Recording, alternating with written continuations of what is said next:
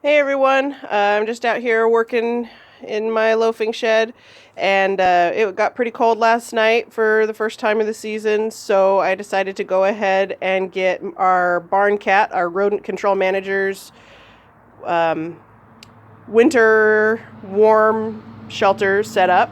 He usually just sleeps right up there on the straw. Sometimes he'll crawl back in the little holes back there and like that, and he'll sleep back there.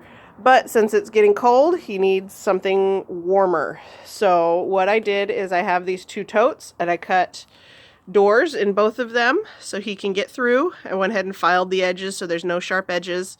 And then you put one inside the other. So that way you can put insulation between the two. So in this case, I used straw. And there's straw underneath that gray tote. And then I put in the gray tote, and then I shoved some more straw down in between all the gaps. So it is fully insulated all the way around. And then what I'll do is I'll put more straw on top and put the lid on. And so that will be his shelter. And he's got a nice warm place to sit down there. He's running around and being a crazy silly cat. He is so goofy. Aren't you?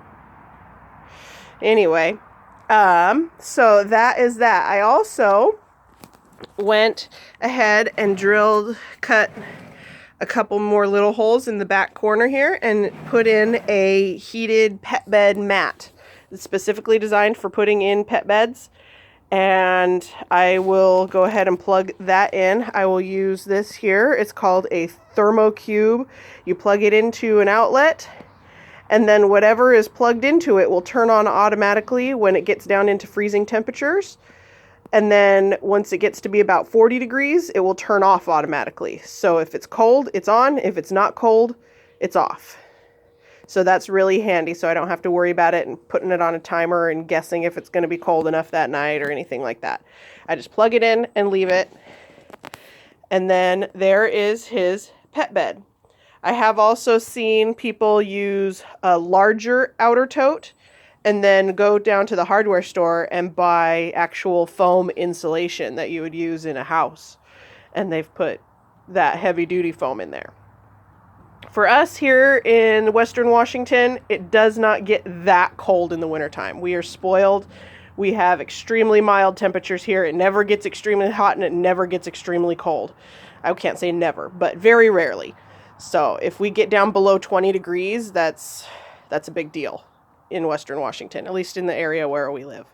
So it'll get cold in the wintertime, but it's not going to be down in the single digits or anything. So straw is sufficient. But if you live someplace where it gets really, really, really cold, you may want to go ahead and invest in some heavier duty insulation. But for us, this will be fine, and he will be perfectly fine.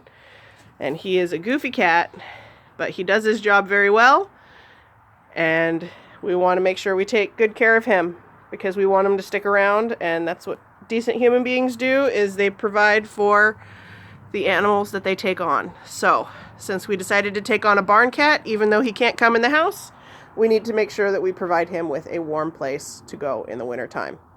So there you have it. It's really easy, really simple. Take you about half an hour to put together, depending on how much your cutting of the totes cooperates. So it's not that big of a deal. All right. Thank you.